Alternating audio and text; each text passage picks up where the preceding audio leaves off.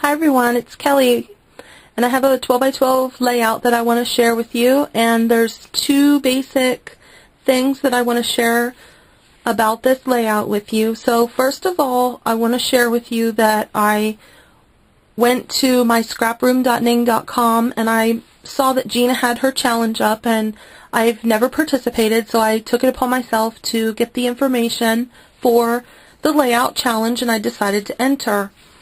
And also, the picture that I had that I wanted to use was from my daughter's piano recital.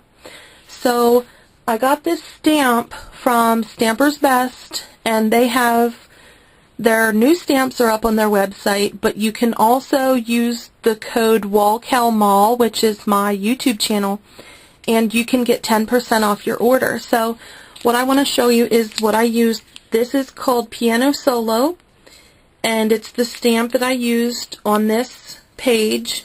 I had a couple different ideas about how I wanted to use the stamp, and I thought about Copic coloring it, but in the challenge you were supposed to make your layout be predominantly yellow. So that really wasn't going to work with what I wanted to do with the little girl, so what I decided to do was stamp her on a paper that was tea dyed, actually coffee dyed. And then I did not want a lot of color because I wanted more focus on the rest of my page.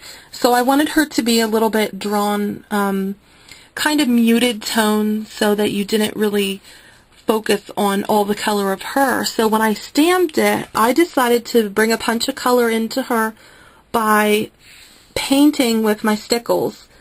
And I painted her hair yellow and her dress pink, and I think it came out really, really cute. And the stamp actually is the same size as about the palm of my hand. So if you can see here, that's how big this stamp is.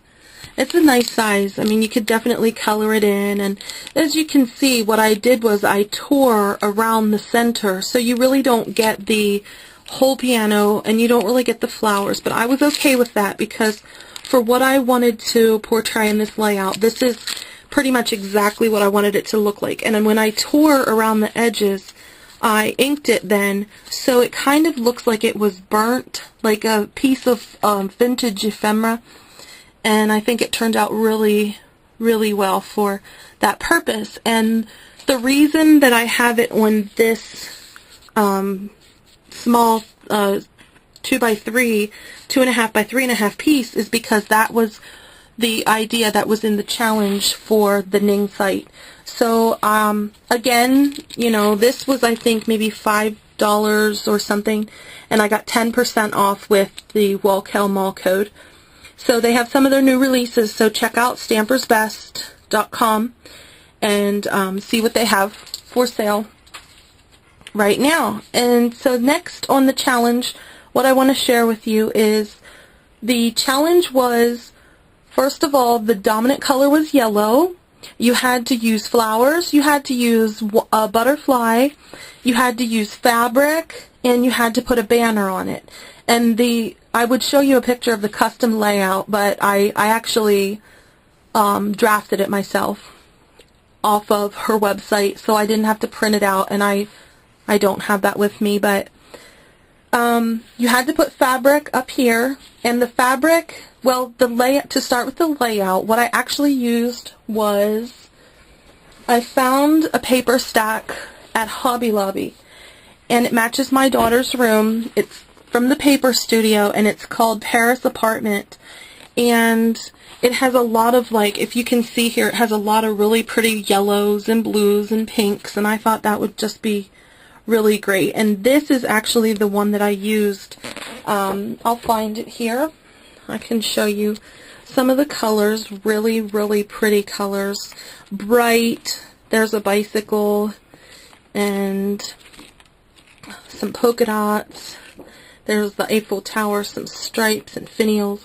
And here's the background paper that I used. And it basically has a light post and then a flourish down at the bottom, finial there, some writing, and it has some really interesting crackled images here. So that's the paper that I used. And then you had to use material, and I looked all over my stash, and the best thing I could come up with that was in the same colors that I wanted to basically share, and the inspiration of this was from this stack of cross-stitch fabric that I got at my local thrift store. It had the pinks, the greens, it had the blues. Let me see here. Here, it had the blues and the yellows, and I just thought, this is perfect. This is exactly what I wanted to kind of share in this color palette. So then I'll go ahead and show you the layout design. Okay, so basically the layout design that she had sketched out was you had to use a piece of fabric in the corner here, and then you had to put your photo over here to the right, and you had to overlap another piece of fabric. So I did that with the yellow and the white cross-stitch fabric. I then backed my image in the blue cross-stitch fabric. I inked the edges. I put some black pearls in each of the corners to kind of showcase this little stamp, because I just wanted a little bit of extra attention drawn to it. So I did that to kind of bring the focus up there a little bit. And then you had to put another block here. You had to use a piece of fabric down here, and what I did there was I went to my stash and I found this yellow fabric that I got at my local fabrics. It's Hancock Fabrics in this area, and it has really small little floral print, really pretty. And what I did there was I took the material and I cut into it, and then I ripped it the whole way down along in the 12 by 12 size so that it has this frayed edge, which made it really interesting. And then I took a piece of the pattern paper and I cut a small thin strip of it and I adhered it down here. And you had to include a butterfly, so the same paper that I used here for the strip I used for the butterfly, and I added the same black pearls to the inside of the butterfly. And you had to use a banner, and the banner is also from that cross-stitch fabric. It's the yellow. Some of it is yellow and white varied, some is just a flat print. So this blue was varied in white and blue. There's the pink. So the banner, I thought the banner came out really well. And here it went off the page a little bit, so the longer part would have actually been sticking down here, but I think it turned out okay. So that's the banner. And then you had to use flowers, so what I did was I got into my stash again, and I used these yellow rosette flowers, and they are from copious.com. This center here is a little button from the purple pumpkin, and then these are some I Am Roses and I Am Roses cherry blossoms, and I just twirled the green stems and I used them to frame the photo, which I thought turned out really well. And I did the same thing over here again with the stems to frame that. And I used some Recollection bling up here. I did the bling up here, and then down here I did the bling to the side. And then what you were supposed to do was put your title over here, but I didn't really have stickers or stamps that I wanted to use, and I've been using a lot of the fonts on the computer to print out.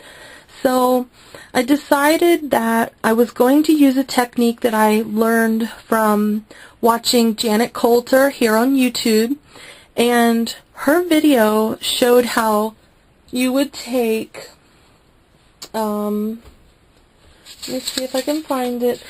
You would basically take your page and you would print your like recital. I figured out how big I wanted it to be and where I wanted to print it, or where I wanted to adhere it on the page, like over into here.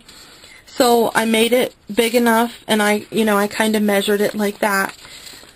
And then when I printed out on my printer paper, then what I did was I took this material and I cut a small strip of it. I used my ATG gun and I adhered the ribbon to the printer paper, and then I just put it in the printer like this.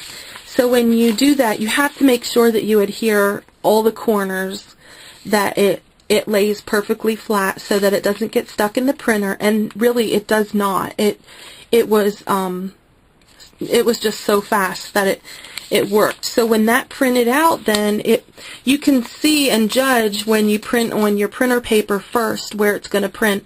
That's how you know where to put your material. So I did that, and when it printed out, it came out perfectly. So this is what it looks like, the recital. And then what I did was I folded this end over and put my little tie on it, like how I wanted it to be, like it was a banner kind of waving.